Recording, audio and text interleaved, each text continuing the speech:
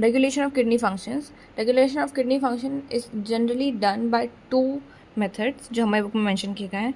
First is hormonal method जिसमें hypothalamus के hormones काम कर रहे होते हैं, एंड सेकंड जो दिया है that is action of juxtaglomerular apparatus. तो फर्स्ट इज़ हार्मोनल एक्शन. हमारे पूरे बॉडी में कुछ ऑस्मो रिसेप्टर्स होते हैं which are activated by any changes in body fluid volume, blood volume and ionic concentration. इन तीनों में से अगर कुछ भी चेंज होता है हमारे बॉडी में, लाइक नॉर्मल कंसिस्टेंसी से ज़्यादा या कम होता है, तो ऑस्मो रिसेप्टर्स टर्न ऑन हो जाते हैं, तो एक्टिवेट हो जाते हैं. In case of excessive loss of body fluids, जब हमारा बॉडी फ्लूइड्स का एक्सेसिव लॉस होने लगता है बॉडी से, तभी ऑस्मो रिसेप्टर्स एक्टिवेट हो जाते हैं and it signal hypothalamus. Hypothalamus is the gland. Hypothalamus की अब एंटी डायूरेटिक हार्मोन रिलीज़ करना है. एंटी डायूरेटिक हार्मोन ADH और vasopressin, these are the different name for the same hormone. ADH या तो वासोप्रेसिन वो रिलीज़ होता है फ्रॉम द न्यूरोहाइपोफाइसिस या posterior pituitary. Neurohypophysis and posterior pituitary is also interchangeable names. तो पोस्टीरियर पिट्यूटरी से ADH hormone release होता है. अब ADH का काम क्या होता है?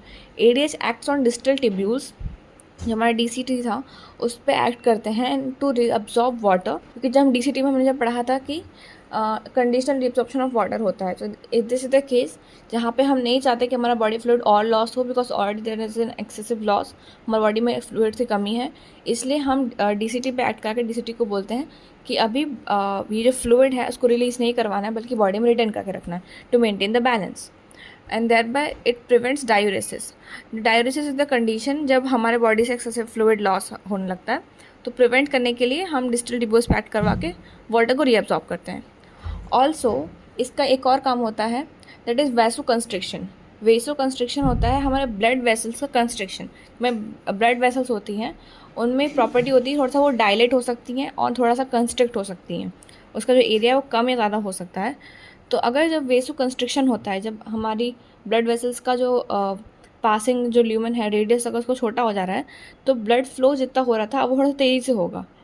And increase in blood pressure and as the GFR and the because of increase in blood pressure, जो हमारा ग्लोमेरुलर फिल्ट्रेट रेट है वो भी इंक्रीज़ हो जाता है. अब आफ्टर इस मैकेनिज्म होने के बाद, जब there is an increase in a body fluid volume, मतलब हमारे बॉडी फ्लूइड का एक मेंटेन लेवल आ गया है, उसके बाद ऑस्मो रिसेप्टर्स टर्न ऑफ हो जाते हैं and they suppress ADH release.